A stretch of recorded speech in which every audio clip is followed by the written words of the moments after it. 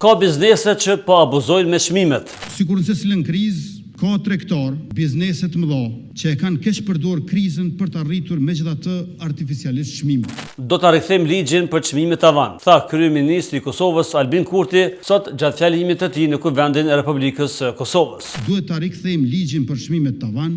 Kryeministri paralajmëroi risjellje në votim në Kuvend të projektligjit për çmimet tavan. E që tha, sipas këtij ligji do të mbrohen qytetarët. Ta shumë shpejt do ta risjellim këtu për ta votuar dhe presim që edhe opozita të reflektojë të na mbështesë në këtë projekt ligj, sepse ky projekt ligj i mbron nga abuzimi me çmimet e larta të gjithë qytetarët. Por çka do të thotë çmimi tavan për qytetarët? Me çmim tavan nënkuptohet, ndalohen rritjet e pakontrolluara, mbrohen konsumatorët. Produktet bazë mbeten të përballueshme. Por çfarë tha kryeministri Kurti sot në Kuvend dhe kush munden me qenë ato biznese të mëdha që pa abuzojnë me çmimet? E ndjekni videon. Këtë nuk e bëjmë si një akt hakmarrje, por si një akt barazie, sepse një shtet që nuk i dënon të fortit e padrejt, në fakt i braktis të dobtit çdo ditë. Pozita dhe opozita janë dëshmitar që qytetarët tanë kanë ankesa për abuzime me çmime të larta.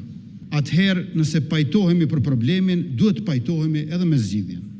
Me fjalë të tjera, duhet ta rikthejmë ligjin për çmimet tavan, kur tregu e humb sensin e drejtësisë dhe qytetari mbetet i pambrojtur, atëherë shteti nuk mund të fshihet prapa parimeve abstrakte.